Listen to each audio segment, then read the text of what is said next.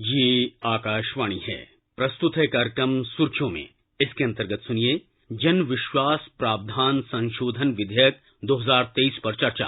इसमें भाग ले रहे हैं राजनीतिक विश्लेषक जगदीश उपासने। कार्यक्रम का संचालन कर रहे हैं हर्ष रंजन। लोकसभा ने जन विश्वास प्रावधानों का संशोधन विधेयक 2023 पारित कर दिया है।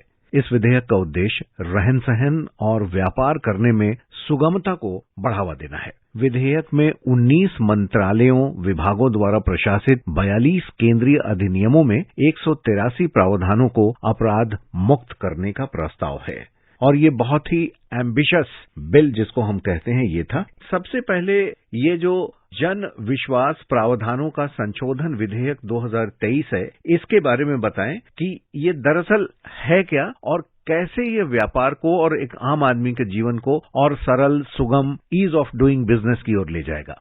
हम जानते हैं कि मोदी सरकार के पिछले 9 साल में और 1486 कानून खत्म किए गए या उसमें बहुत संशोधन कर दिए गए। जो एब्सोल्यूट हो चुके थे वो तो हटा दिए गए, जिनमें बहुत ज्यादा संशोधन की जरूरत थी उसको संशोधित कर दिया गया।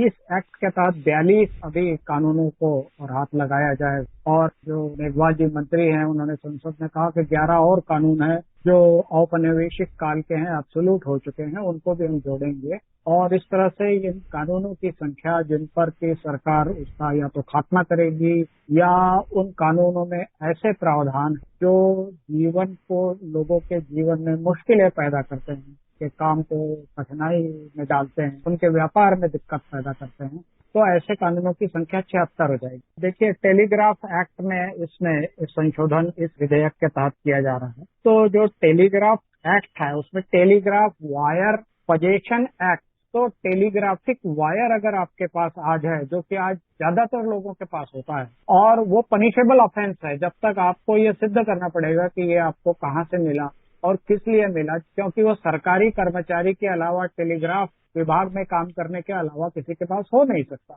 आप लैपटॉप में, कंप्यूटर में 50 जगह ये वायर खुलेआम मिलता है और खुलेआम लोग इस्तेमाल करते हैं। ये पनिशेबल ऑफेंस, अगर इस पर अमल करने लगेंगे तो सैकड़ों लोगों को जेल जाना पड़ेगा। तो ऐसे एब्सोल्यूट हो चुके कानून जिसकी प्रासंगिकता समाप्त हो गई है, उन सब कानूनों को सुधारा जा रहा है, नष्ट किया जा रहा है, मतलब समाप्त किया जा रहा है, जिससे आपका जीवन आसान होगा और व्यापार में सुविधा होगी। जैसे पहले आपको जो है अपने शैक्षणिक दस्तावेज है, अनुभव के दस्तावेज है और गजेटेड ऑफिसर से अटेस्ट करके लाने पड़ते थे। एक झटके से उस कानून को खत्म कर दिया गया।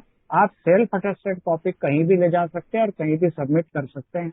ये बहुत छोटी छोटी बातें हैं जिन पर कभी ध्यान नहीं दिया गया और इसी से जीवन सरल बनता है। अब हम देखते हैं कि कितनी चीजें आप अपने हाथ से कर सकते हैं, अपने मोबाइल से कर सकते हैं।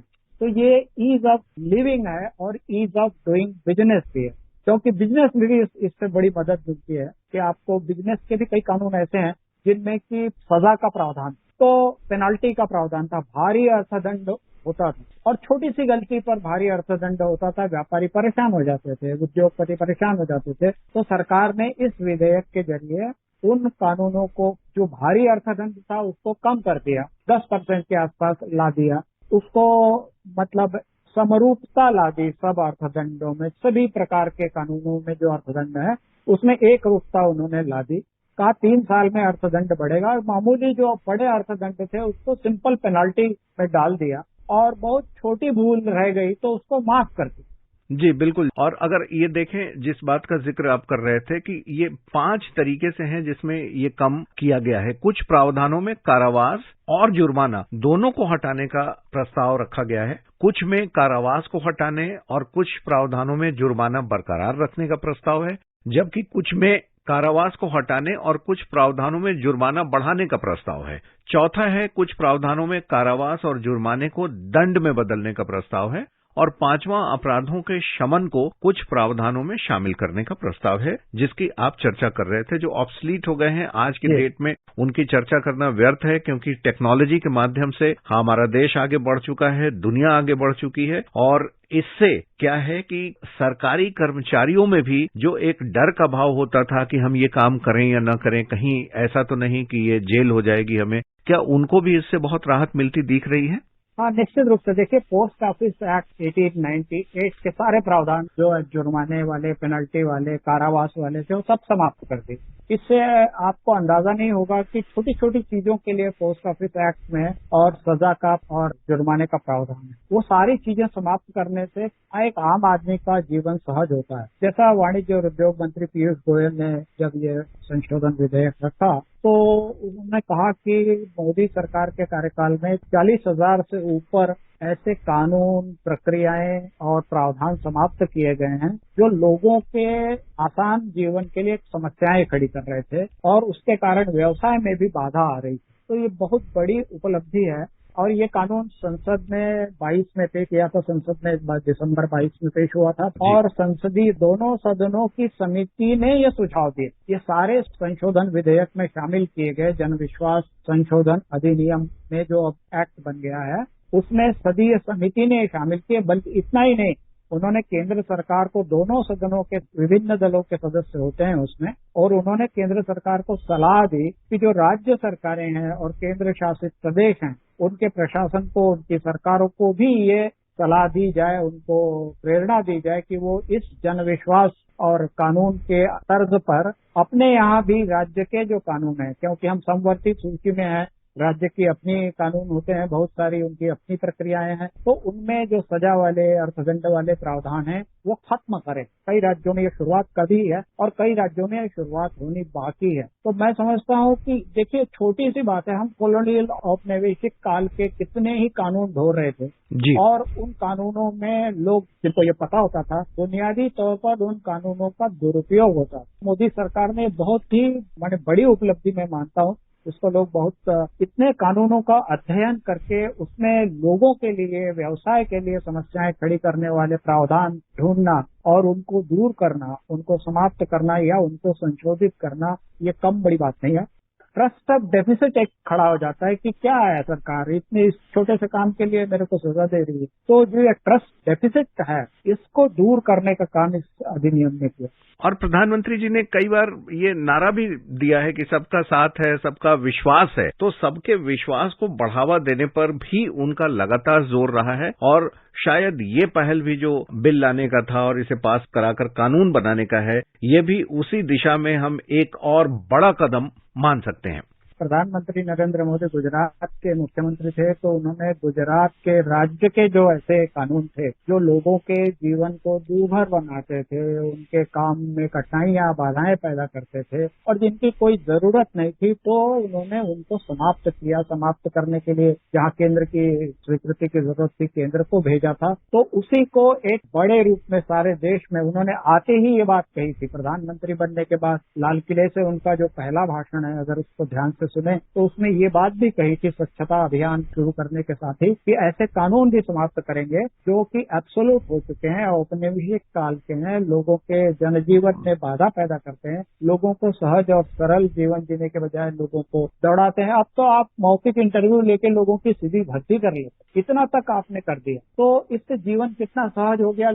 आधार एक्ट में भी इसमें संशोधन किया गया। अब वो क्या संशोधन है वो देखने की जरूरत है। आधार एक्ट तो 2016 का ही, क्या उसमें भी कुछ सरलीकरण किया गया होगा, क्योंकि अभी आधार में भी कुछ थोड़ी सी दिक्कत है जो लोगों को पेश आती है। तो मैं समझता हूँ कि लीगल मेट्रोलॉजी कानून है। अब स्टैटिस्टिक्स अगर आप इकट्ठा करते हैं, कलेक्शन ऑफ स्टैटिस्टिक्स एक्ट है एक, अगर आप डाटा इकट्ठा करते हैं, आप एक शोधार्थी हैं, अपनी पीएचडी के लिए आप डाटा इकट्ठा करते हैं, तो आपको पनिशेबल ऑफेंस के तहत आपको पकड़ा जा सकता है। वो नहीं पकड़ते और बात, लेकिन ये जुर्म है, मतलब सरकार की परमिशन लेनी पड़ेगी आपको और परमिशन लेकर गवर्नमेंट से रिलेटेड डाटा इकट्ठा करना पड़ेगा। उसको उन्होंने कहा इसको खत्म करो भाई, कितना लोग रिसर्च कर रहे हैं, आप नवाचार को बढ़ावा कैसे देंगे। तो गवर्नमेंट सिक्योरिटीज एक्ट में भी काफी संशोधन इन्होंने किए हैं और प्रावधान बदले हैं। उसमें भी अर्थदंड और फूड सेफ्टी और स्टैंडर्ड एक्ट, जिसमें हम चाहते हैं कि हम लोगों को जो खाने का सामान मिले, चाहे बाजार से मिले, चाहे चाट के ठेलों से मिले, वो उसकी सेफ्टी हो, गारंटी हो, तो उसमें भी बहुत कड़े प्रावधान थे। और उस कानून का बहुत ज्यादा दुरुपयोग तब होता था जब किसी चीज की कमी हो जाती थी और उसका स्टॉक लोग रख लेते थे, तब उस कानून का जो अधिकारी, कर्मचारी, जो सारा सरकारी तंत्र था, उसका दुरुपयोग करता था। इसमें ईमानदार व्यापारी मारे जाते थे। इसमें भी उन्होंने बदलाव किया है। तो मैं समझता हूँ कि अभी और 11 कानून वो बता रहे हैं, मेघवाल जी ने पार्लियामेंट में कहा है कि जो कॉलोनियल काल के हैं उनको भी हम इसमें जोड़ेंगे। तो बदलाव बहुत होने वाला है और जितना हुआ है उतना उससे भी ज्यादा बदलाव की जरूरत लगती है। और ये जो 42 अधिनियम हैं, जो इनके नाम हैं, वो देखिए 42 तो लेने की आवश्यकता नहीं है, कुछ का जिक्र आपने किया, लेकिन बहुत इम्पोर्टेंट है कि उसमें कृषि उपज से भी संबंधित है, मछुआरों से संबंधित है, समुद्री उत्पाद निर्यात है, रबर अधिनियम है, चाय अधिनियम है, और इसी तरीके से आपने बताया 2016 का ही है अभी आधार का, और साथ में आईटी सूचना प्रौद्योगिकी अधिनियम 2000 भी है, क्योंकि 2000 में अभी हुए तो 23 साल हैं, लेकिन जिस हिसाब से टेक्नोलॉजी आगे बढ़ रही है, बहुत आवश्यकता है कि इसमें भी परिवर्तन किया जाए। यानी कि सिर्फ बहुत पुराने जो सालों के हैं उनको ही नहीं, सरकार इस बात पर भी ध्यान दे रही है कि विश्व जिस गति से टेक्नोलॉजी में आगे बढ़ रहा है, जिस हिसाब से हमारी जरूरतें बदल रही हैं, नई जरूरतें पैदा हो रही हैं, उसके साथ भी तालमेल बनाकर चला जाए, और यही इस सरकार की कोशिश है। अगर आप मूल कानूनों को देखेंगे, ये ज्यादातर कानून अंग्रेजों के जमाने के बने हुए हैं, उनमें संशोधन होते रहे, लेकिन मूल कानून की क्या भावना है और मूल कानून किस प्रयोजन के लिए बना है, इस पर बहुत कम ध्यान दिया गया। तो जब मूल कानून में संशोधन पर संशोधन होते जाते हैं, तो जो संविधान की किताब है उसमें उस कानून के रखने की कोई प्रासंगिकता नहीं होती। एक कानून में आप 80 से ज्यादा 150 से ज्यादा संशोधन कर डालते हैं, तो वो कानून कहाँ रहा? आपने तो कुछ नई चीज बना दी। तो सरकार ने ये कहा, ये विधेयक प्रस्तुत हुआ तो उसमें दोनों मंत्रियों ने ये बात कही कि ऐसा एक भी कानून हमने नहीं हटाया जिसकी आज जरूरत, लेकिन ऐसे सारे कानून और प्रावधान हमने हटाने की कोशिश की है जिसकी आज बिल्कुल जरूरत नहीं। अब मछली पालन, चाय बागान, ये सब अंग्रेजों के जमाने के बने हुए कई कानून, आपको कितने ही कानून आज की जरूरत के हिसाब से बदलने पड़ेंगे। और नए किस्म के अपराध जैसे आईटी एक्ट का आपने जिक्र किया, उसमें भी बहुत सारी चीजें एब्सोल्यूट हो जाती है, क्योंकि आईटी में जिस तरह से तेजी से तरक्की हो रही है